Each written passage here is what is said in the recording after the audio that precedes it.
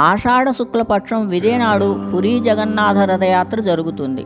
ఆనాడు ఆ జగన్నాథుడిని దర్శించుకొని తరించాలని ప్రతి ఒక్కరూ తపిస్తూ ఉంటారు. ఆ జగన్నాథుడు ఒక్కో క్షేత్రంలో ఒక్కో రూపంతో దర్శనమిస్తూ ఉంటాడు.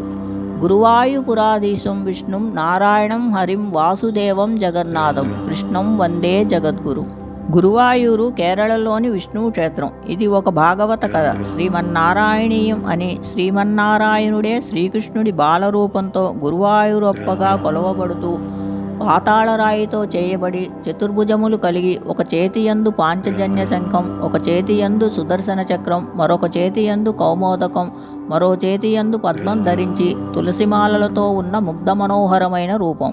ఇక్కడ స్వామిని కన్నన్, ఉన్ని కృష్ణన్, గురువాయూరప్పన్ అని పిలువబడుతూ దేవతల గురువు బృహస్పతి, వాయువు కలిసి ప్రతిష్ఠించినందున గురువాయూరుగా పిలువబడుతున్న ఈ క్షేత్రంలోని గురువాయూరప్పను శ్రీరామనామంతో చూసి తరిద్దాం. శ్రీమన్నారాయణి మహిమలను, లీలలను అత్యద్భుతంగా వివరించిన భక్తి కావ్యం నారాయణీయం. ఈ సంస్కృత కావ్యాన్ని 16వ శతాబ్దంలో కేరళలోని నంబూద్రి వంశంలో మేలపత్తూరు వారి ఇంట జన్మించిన నారాయణ భట్టతిరి రచించారు. ఈయన గురువాయూరు క్షేత్రంలో నెలకొన్న శ్రీకృష్ణుని పరమభక్తుడు. మహర్షి వేదవ్యాసుడు రచించిన శ్రీమద్భాగవత మహాపురాణాన్ని సంక్షిప్తమైన రచనగా నారాయణీయం ప్రశస్తి వహించింది. వ్యాసభాగవతం 12 స్కందాలుగా 18,000 శ్లోకాలని 100 దశకాలుగా 1036 శ్లోకాల పరిమితి గల మహానీయ స్తుతి కావ్యంగా నారాయణీయం అవతరించింది. మహాకవి నారాయణ భట్టతిరి చిన్నతనంలో తన తండ్రి మాతృదత్తన్ భట్టతిరి దగ్గర చదువుకున్నారు. గురువు అచ్యుత పిషారతి దగ్గర వ్యాకరణం నేర్చుకున్నారు. 16 ఏళ్లకే వేదాంగములను ఔపోసన పట్టారు. ఒక సమయంలో వీరి గురువుగారు రోగగ్రస్తులైతే ఆయన బాధను నారాయణ భట్టతిరి వారు గురుదక్షిణగా తమ భక్తి యోగ బలములతో గురువుగారి రోగాన్ని తాను స్వీకరించారు. అలా నారాయణ భట్టతిరి 27 ఏళ్లకే రోగగ్రస్తుడై ఎన్ని ఔషధములు సేవించినను స్వస్థత చేకూరలేదు. తన దుర్భరమైన బాధను నివృత్తి చేయమని గురువాయూరు వచ్చి తమ ఆరాధ్య దైవం శ్రీకృష్ణునికి ఆర్తితో దినమునకు 1 దశకము చొప్పున 100 దశకములను సమర్పించారు.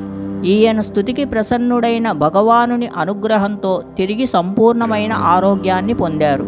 క్షేత్రపురాణం. బ్రహ్మ తన సృష్టి కార్యం నిర్వహించుటకు నారాయణుడిని స్మరించి ఆయన అనుగ్రహం కోరి తపస్సు చేసి నారాయణుడి ద్వారా నారాయణమూర్తిని పొంది ఆ మూర్తిని ఆరాధించి బ్రహ్మగారు తన సృష్టి కార్యాన్ని నిర్వర్తించాడు. పిదప బ్రహ్మదేవుడు ప్రజా సృష్టికై సాధ్వీమణి అయిన పుష్ని, ప్రజాపతి అయిన సుతపుడు దంపతులను ఆదేశించెను.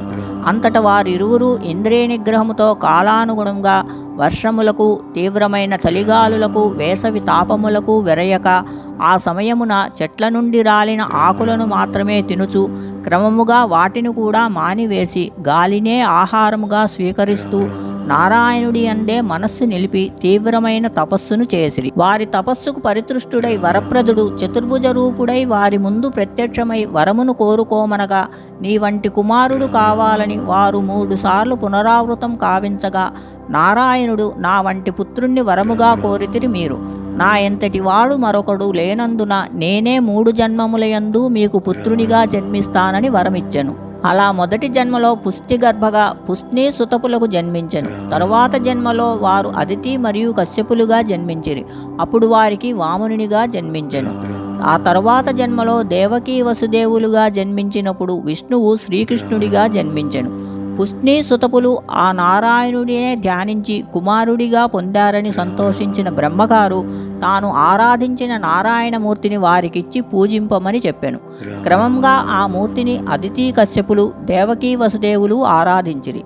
ఆ తరువాత శ్రీకృష్ణుడు తన తల్లిదండ్రులు పూజించిన విగ్రహాన్ని ద్వారకకు తీసుకువెళ్ళి ఒక ఆలయాన్ని నిర్మించి తాను పూజించాడని, శ్రీకృష్ణుడు అవతార పరిసమాప్తి సమయంలో అతని మిత్రుడు మరియు శిష్యుడు అయిన ఉద్ధవుని పిలిపించి త్వరలో ద్వారకకు ప్రళయం వస్తుందని, ఈ దివ్య విగ్రహాన్ని దేవతల గురువైన బృహస్పతికి అందజేయమని, సముద్ర తీరం వెంబడి వెళ్ళమని, దానికి పరశురాముడు మార్గనిర్దేశం చేస్తాడని చెప్పాడు.